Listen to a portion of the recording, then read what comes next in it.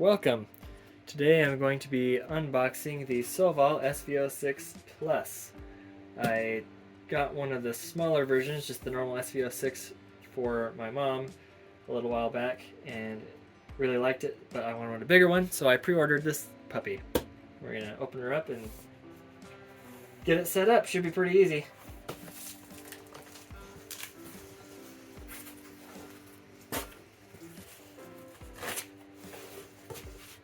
PLA white on a little spool even. Manual. Leveling guide in case you don't look at the manual like you're supposed to. It already has the filament sensor in there. Here's our extruder assembly.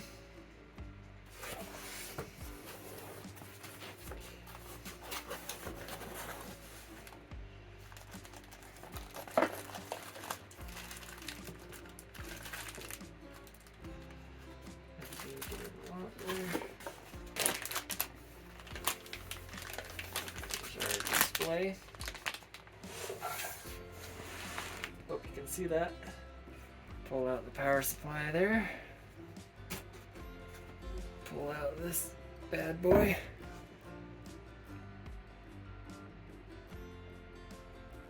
I think this is supposed to be attached to this. That must have come off in shipping.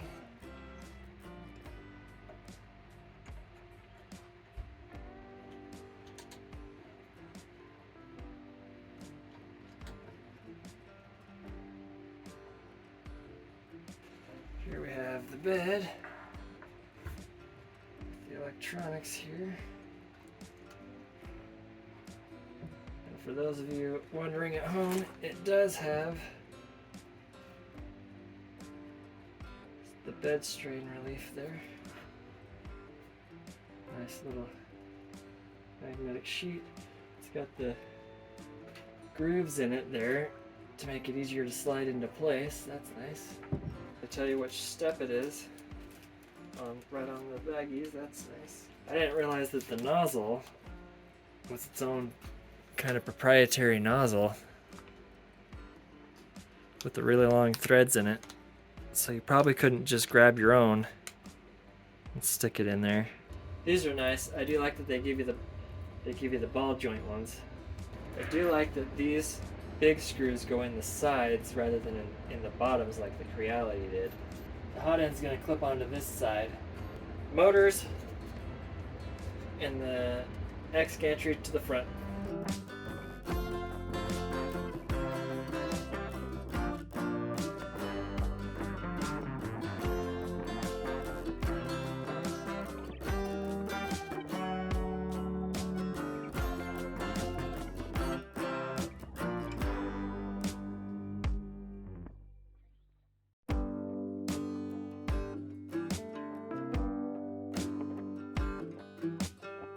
Step 2 is the power supply, which I already have set to 115. Make sure you change that to whatever voltage you need to have it. I find it easier to sometimes shove that through there. You can see it coming out the other side.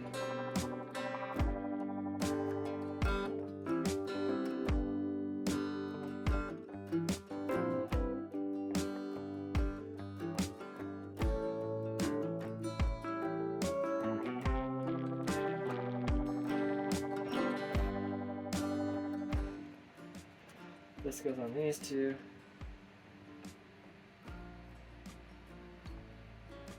It goes down, and that holds it down, locks it.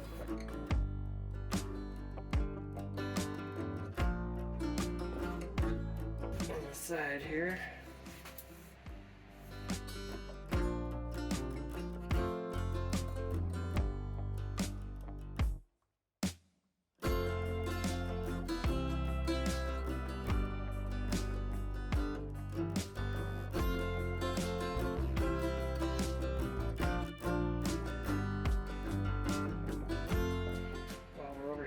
This little power dude comes to this power dude, and it's keyed, so it can only go one direction.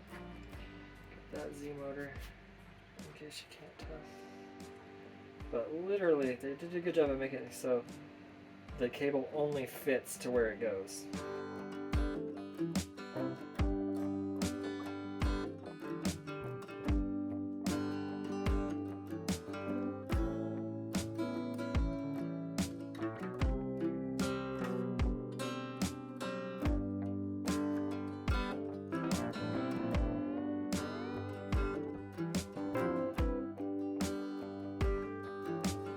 That's really all there is to it.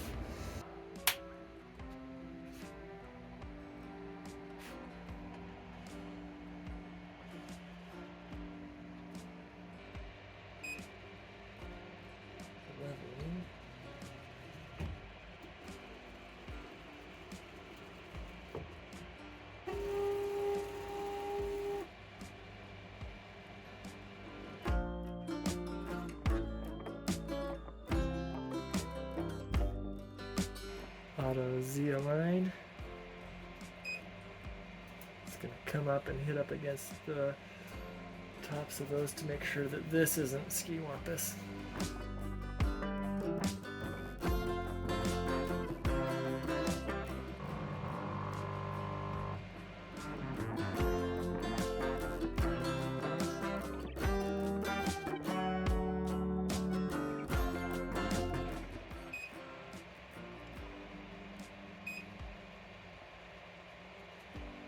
Should be good.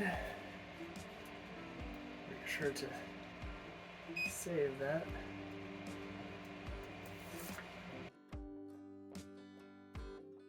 And do auto oiling.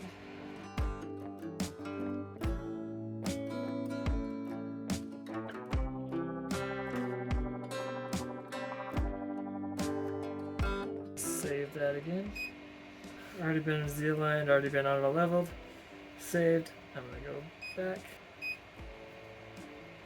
Nozzle preheat, PLA, ABS, cooling. We're going to do PLA, which is going to do 195. This is already at 60, but hotbed is also at 60. While that's heating up, you can have daylight mode or night mode. That's kind of cool. I like that. What's this nozzle button do? Let's just push all the buttons. That's your controls for homing and left, right. You can turn the motors off there so you can manually move stuff. Whatever. Refuel, which is kind of cool, but that's just reload your filament. Printer info. Firmware 1.1.4. It's running Marlin 2 because it does have linear advance on here.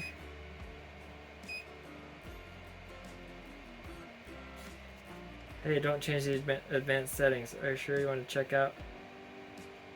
Yeah, I just want to look at it. I'm not going to change anything. You can do your PID, your acceleration, your jerk velocity. There's your linear advance, your E-steps. Load our handy dandy PLA filament.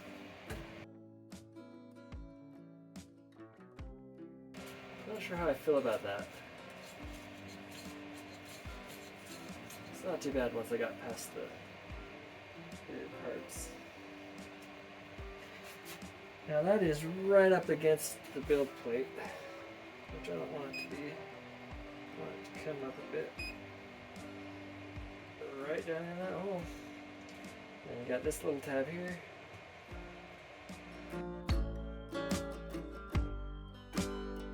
You have to turn this quite a bit for it to even go a little bit through there. There you can see it coming out. Looks like they had a black or a blue or something when they were testing.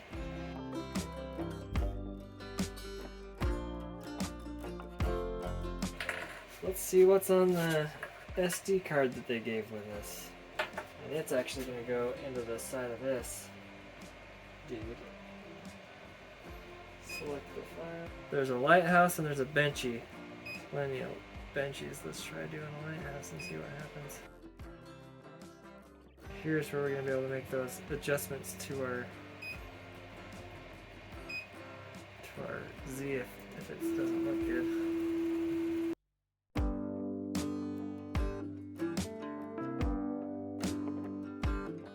Make sure we save that. Pretty fast though, really. And that's all there is to it there. There it goes, 4 minutes in. It says it's going to take 7 hours and 30 minutes. I'm not waiting that long. Let's see what happens if we try and crank this thing up. Print speed 300. Poor favor.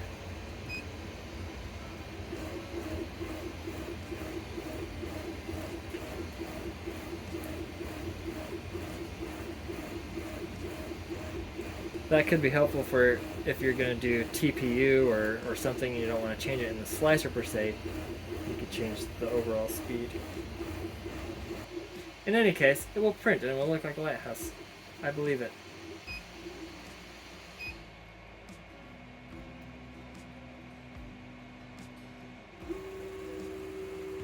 Let's cool it down. Let's just see if it comes off now.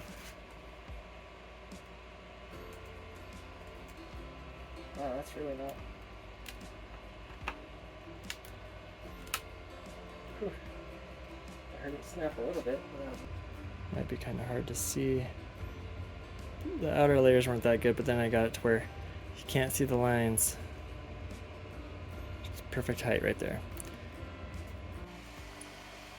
Now that I've been playing with it for a while, I do really like this machine. It prints very fast for the large size, which comes in handy for printing a lot of big things.